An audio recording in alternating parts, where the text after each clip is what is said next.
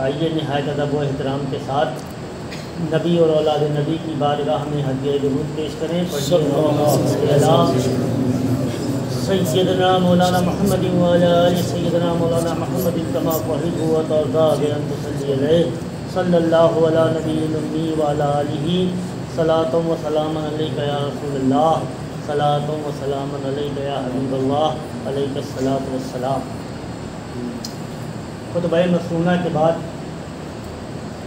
کلام مقدس کی جس آیت کریمہ کی تلاوت کا شرف حاصل کیا ہے وہ سورہ بقرہ کی دوسرے سپارے کی ایک مشہور آیت ہے. جو لوگ اللہ کی راہ میں شہید ہو جاتے ہیں، قتل کر دیے جاتے ہیں، انہیں مردہ مت کہو، بل احیاء ولکن لا تشعرون، وہ زندہ ہیں لیکن تمہیں اس کا شعور نہیں ہے. یعنی تم نہیں سمجھ پا رہے ہو کہ وہ زندہ ہے. قرآن کہہ رہا ہے کہ تمہاری سمجھ سے یہ بالاتر ہے کہ وہ زندہ ہیں، مگر وہ زندہ ہیں کیونکہ وہ اللہ کی راہ میں شہید ہوئے ہیں، اللہ کی راہ میں قتل کیے گئے. تو یہ آیت کریمہ کھلا اعلان کر رہی ہے کہ شہداء زندہ ہیں، باحیات ہیں، انہیں مردہ تصور کرنا گناہ ہے. کیونکہ اگر آپ نے مردہ تصور کیا تو انکار قرآن ہے، اور انکار قرآن کفر ہے. یعنی آپ ایمان سے خارج ہو گئے اگر آپ نے اپنے دل میں یہ تصور کر لیا کہ یہ مردہ ہیں. ہاں، آپ کو اس کا شعور نہیں ہے. شعور کس چیز کا نہیں ہے؟ شعور اس کا نہیں ہے کہ ان کا مرتبہ کیا ہے، ان کا مقام کیا ہے، اللہ رب العزت کے نزدیک ان کی اہمیت کیا ہے، اللہ کے یہاں ان کا مرتبہ کیا ہے، اللہ کے یہ کتنا قریب ہیں، اس کا شعور آپ کو نہیں. لیکن آپ کے شعور نہ ہونے سے یہ بات ختم نہیں ہوتی ہے کہ وہ زندہ نہیں ہے. آدمی کی اپنی عقل، اپنا علم، اپنا شعور اسے مجبور کرتا ہے کہ وہ اپنے عقل، اپنے علم اور اپنے شعور کے مطابق فیصلہ کرے اور سوچے. اسی لیے اللہ تعالیٰ نے قرآن مجید میں ارشاد فرما دیا کہ تمہارا شعور محتاج ہے، تمہارا شعور سائل ہے، تمہارا شعور فقیر ہے. جب تک تم کسی کی غلامی کا طوق اپنے گلے میں پہن کر ان کے دامن پاک سے وابستہ نہیں ہوگے تب تک تمہارا شعور، تمہاری عقل، تمہارے کام نہیں آئے، اور تم مردہ ہی تصور کرتے رہو گے جیسا اس دور میں ہے. اس دور میں یہ بات ہے، اور خاص طور سے واقعہ کربلا کی نسبت سے تو یہ اس دور میں بہت زیادہ ہے. ایک طبقہ پیدا ہوا ہے جو یہ کہتا ہے کہ یہ اسلامی جنگ نہیں تھی، یہ دو انسانوں کے درمیان جنگ تھی، اپنے حق کے لیے جنگ تھی. ایک جیت گیا، ایک ہار گیا. دو شہزادوں کے درمیان جنگ تھی، ایک جیت گیا، ایک ہار گیا. دو گروہوں کے درمیان جنگ تھی، ایک جیت گیا، ایک ہار گیا. یہ ان کا شعور ہے. اللہ تعالیٰ نے ان کو اس شعور سے محتاج رکھا ہے کہ وہ یہ سمجھ سکے کہ جن کے متعلق وہ کہہ رہے ہیں ان کا مرتبہ کیا ہے. انسانی عقل چاہے جتنی معمولی ہو، چاہے جتنا آدمی کم پڑھا لکھا ہو، لیکن کسی بھی لڑائی میں، کسی بھی مقابلے میں وہ طرفین کو دیکھتا ہے کہ مقابلہ کس کے درمیان ہے. مقابلہ کس کے درمیان ہے. پھر اس کا شعور اور اس کی عقل یہ فیصلہ کرتی ہے کہ حق پر کون ہے، باطل پر کون ہے. مثال کے طور پہ قرآن اس بات کا ثبوت ہے، اس بات کا گواہ ہے کہ حضرت ابراہیم اور نمرود کے درمیان جنگ ہوئی. اب آپ کا شعور کیا کہے گا کہ حق پہ کون ہے؟ جنگ تو ہوئی دو انسانوں کے درمیان ہوئی، دو گروہوں کے درمیان ہوئی، بظاہر بعض مقامات پہ نمرود کو فتح بھی ملی، آپ کا شعور کیا کہے گا؟ پھر اور آگے بڑھیے تو حضرت موسیٰ علیہ السلام اور فرعون کے درمیان جنگ ہوئی، دو لوگوں کے درمیان جنگ ہوئی، دو خیالات کے درمیان جنگ ہوئی، آپ کا شعور کیا کہے گا حق پہ کون ہے؟ آقا کریم علیہ الصلاۃ والتسلیم اور مشرکین مکہ جن کے سردار ابو جہل اور ابو لہب ہیں، ان کے درمیان بھی جنگیں ہوئی، ان کے درمیان بھی مارکے ہوئے، آپ کا شعور کیا کہے گا؟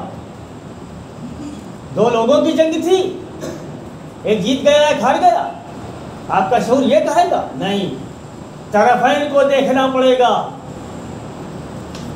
کہ حق کا اعلان کون کر رہا ہے اور باطل کا ڈیفنس کون کر رہا ہے، اس کے بعد آپ فیصلہ کریں گے کہ یہ ذاتی جنگ تھی کہ اسلام کے تحفظ کی جنگ تھی، یہ ذاتی جنگ تھی کہ اسلام کی سربلندی کی جنگ تھی۔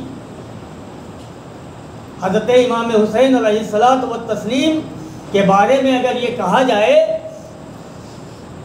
نعوذ باللہ کہ انہوں نے حکومت اور ثروت اور دولت کے لیے جنگ لڑی، تو ایسا سوچنے والوں سے یہ سوال کیا جائے کیا حضرت امام حسین کے والد ماجد حضرت علی حیدر کرار امیر المومنین خلیفۃ المسلمین نہیں تھے؟ تو جب والد گرامی امیر المومنین اور خلیفۃ المسلمین تھے تو اس وقت حضرت امام حسین نے کتنی زمین اپنے نام بنائی، کتنے باغات اپنے نام کیے، کتنی جائیداد بنا لی، روک سکتا تھا کوئی؟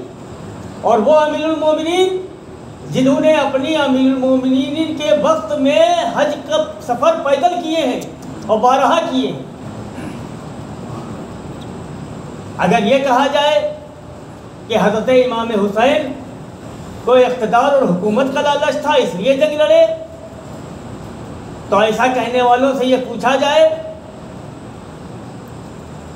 کہ دونوں عالم کے مختار، کائنات کے بادشاہ، وجہ تخلیق کائنات حضور نبی کریم علیہ الصلوۃ والتسلیم جب یہ ارشاد فرما دیں کہ میں حسین سے ہوں اور حسین مجھ سے ہے، تو اب حسین کو کسی اور حکومت کی ضرورت کیا ہوگی؟ سوچنے کی بات یہ ہے کہ جنگ ہوئی تو جنگ جن لوگوں کے درمیان ہوئی وہ کون تھے اور حق پر کون تھا اور باطل پر کون تھا؟ اگر امام حسین علیہ الصلوۃ والتسلیم یزید کے ہاتھ میں ہاتھ دے دیتے یعنی بیعت کر لیتے تو آج اسلام کی یہ تصویر جو ہمارے سامنے ہے اور جس اسلام کو ہم مانتے ہیں اور جس اسلام کی ہم پیروی کر رہے ہیں وہ ختم ہو چکی ہوتی۔ یزید تو وہ اسلام لانا چاہتا تھا جہاں شراب جائز تھی،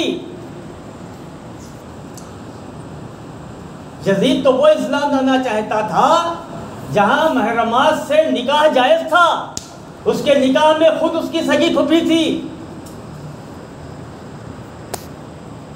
یعنی ایک طریقے سے زنا کو جائز قرار دیا تھا اس نے، جوا جائز تھا۔ آج کا مسلمان جوے کو حرام کہتا ہے، شراب کو حرام کہتا ہے، محرم سے نکاح کو حرام کہتا ہے، تو اب یہ بتائیے کہ یہ حسین کا اسلام ہے کہ یزید کا اسلام ہے؟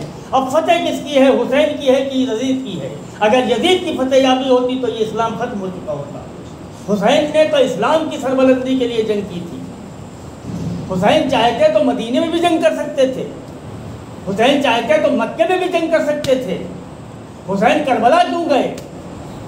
اس لیے گئے کہ کوفے کے لوگوں نے آپ کی خوشامد کی، آپ کو خطوط لکھے کہ ہمارا ایمان ختم ہونے کی کگار پہ ہے، ہمارے اوپر فاسق و فاجر مسلط کر دیا گیا ہے، اگر آپ تشریف نہ لائے تو ہمارا ایمان ختم ہو جائے گا، ہمارا اسلام ختم ہو جائے گا۔ اب اسلام کو بچانے کے لیے، ایمان کو بچانے کے لیے حسین نہ جاتے تو کون جاتا؟ جس کے گھر کا ہوتا ہے وہی حفاظت کرتا ہے۔ جس کے گھر کی دولت ہوتی ہے وہی اپنی دولت کی حفاظت کرتا ہے، غیر نہیں کرتا ہے۔ اسلام حسین کے گھر کا تھا، شریعت حسین کے نانا کی تھی۔ اگر حسین نہ جاتے تو کون جاتا؟ حسین کو اس لیے جانا تھا کہ لوگوں نے یہ کہا تھا کہ اسلام خطرے میں ہے، ایمان خطرے میں ہے، اس لیے حسین گئے۔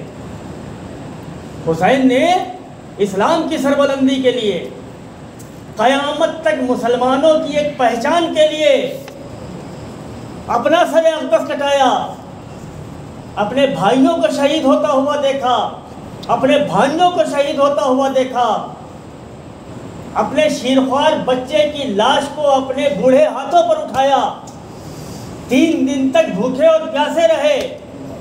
جو کل قیامت کے روز مسلمانوں کو اپنے ہاتھوں سے کوثر کا جام پلائیں گے، ان کو انہی مسلمان پیاسا رکھے ہوئے ہیں۔ یہ ایک سید کی شان ہے، اس کے علاوہ کوئی نہیں کر سکتا ہے کہ تم ہمارے اوپر پانی بند کر سکتے ہو لیکن ہم تم کو کوثر پلائیں گے۔ بے شک سبحان اللہ۔ حسین نہ جاتے تو کون جاتا؟ حسین گئے تھے اسلام کو بچانے کے لیے، حسین گئے تھے قیامت تک مسلمانوں کی سربلندی کے لیے۔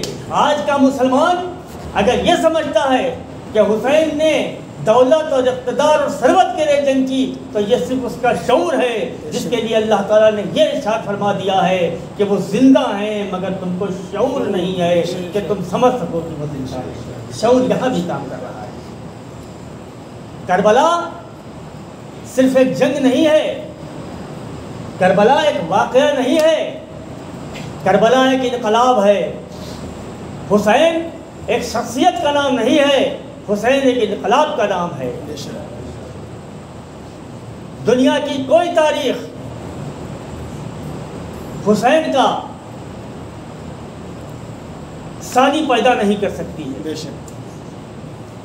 جب سے دنیا قائم ہوئی ہے، آپ دیکھیے، تاریخ اٹھا کر مطالعہ کریے کہ اس دور میں اور اس سے پہلے کے دور میں لوگوں نے خواجہ ہونے کا بھی دعویٰ کیا ہے، لوگوں نے غوث ہونے کا بھی دعویٰ کیا ہے، لوگوں نے ولی ہونے کا بھی دعویٰ کیا ہے، لوگوں نے نبی ہونے کا بھی دعویٰ کیا ہے، اور انتہا تو یہ ہے کہ لوگوں نے خدا ہونے کا بھی دعویٰ کیا ہے۔ نمرود اور شداد اس کی مثال ہے۔ لیکن آپ تاریخ کے کسی صفحے پر مجھے مثال دے دیجئے کہ کسی نے حسین ہونے کا دعویٰ کیا ہے۔ اس لیے حسین ہونے کا دعویٰ وہی کرے گا جس کے کلیجے میں یہ جان ہوگی کہ وہ اپنے 6 مہینے کے بچے کو شہید کروا دے اللہ کے نام پر۔ حسین کا دعویٰ وہی کرے گا جس کو یہ طاقت ہوگی کہ وہ اپنے جوان بھائی کے دونوں بازو کٹتا ہوا دیکھتا رہے۔ حسین وہی بن سکتا ہے جس میں یہ طاقت ہوگی کہ وہ اپنے گھر کی لوگوں کے بچوں کو پیاس سے تڑپتا ہوا دیکھتا رہے۔ حسین بننے کی سکت کسی میں نہیں ہے۔ تاریخ آپ کو مثال نہیں دے سکتی ہے کہ کسی نے حسین بننے کا دعویٰ کیا۔ حسین بننے کے لیے اللہ کی راہ میں اپنا سب کچھ قربان کرنا پڑتا ہے، اس لیے حسین بننے کی طاقت کسی میں نہیں ہے۔ حسین اکیلا تھا، حسین اکیلا ہے اور حسین اکیلا رہے گا۔ نہ حسین کی مثال جب تھی، نہ اب ہے، نہ قیامت تک ہوگی۔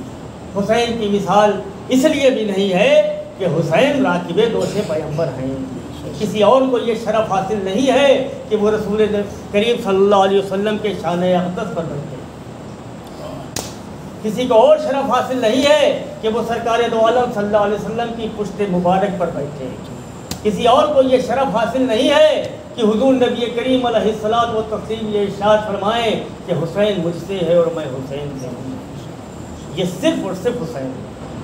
کسی کو یہ شرف حاصل نہیں ہے کہ اپنے بچے، اپنے گھر کی خواتین، اپنے اعزاء اور اپنے اقربا 72 نفوس کے ساتھ بے سر و سامانی کے عالم میں کربلا کا سفر کر کے اور اللہ کی راہ میں اپنا سب کچھ قربان کر دے۔ یہ حسین ہیں، ان کی مثال نہیں مل سکتی۔ یہ حسین ہیں جو اپنے جان کے دشمن کو یہ دیکھ رہے ہیں کہ وہ پیاسا ہے تو اپنا ذخیرہ جو پانی کا ہے وہ پلا دیتے ہیں پوری فوج کو، پورے دستے کو، وہ سیراب ہو جاتا ہے اور وہ اپنی پیاس بجھا لیتا ہے۔ حسین کی مثال پیدا نہیں ہو سکتی۔ حسین جب بھی تنہا تھے، حسین آج بھی تنہا ہیں اور حسین قیامت تک تنہا رہیں گے۔ حسین کی مثال نہیں ہو سکتی۔ सकती है। हुसैन को वही समझ सकता है जिसको अल्लाह ने शऊर दिया है। करबला को वही समझ सकता है जिसको अल्लाह ने शऊर दिया है। करबला के सानिया के सही वजह सही सबब वही समझ सकता है जिसको अल्लाह ने शऊर दिया है। ये हक और बातिल की जंग थी, इसके अलावा कोई जंग नहीं थी। और आपको ये मालूम है कि बज़ाहिर तो हुसैन हार गए, शहीद हो गए, लेकिन बातिल हुसैन ही फतेहयाब हैं और हुसैन ही को जीत मिली है। इसलिए कि आज हुसैन को मानने वाले, हुसैन का नाम लेने वाले अरबों और खरबों तादाद में हैं, और यजीद का नाम लेने वाले शायद चंद हों जिनका लोग नाम भी न जानते। हुसैनियत कल भी जिंदा थी, आज भी जिंदा है, क़यामत तक जिंदा रहेगी। यजीदियत काबिले मलामत कल भी थी, आज भी है और क़यामत तक रहेगी। न यजीद को किसी ने अच्छा कहा था, न अच्छा कहेगा। वही लोग कहेंगे जिनके लिए कुरान ने ये इरशाद फरमाया कि तुम्हें शऊर नहीं है। दुरूद पाक पढ़ लीजिए। सय्यदना मौलाना मुहम्मद व अला आलि सय्यदना मौलाना मुहम्मद तमाम वही व तज़ा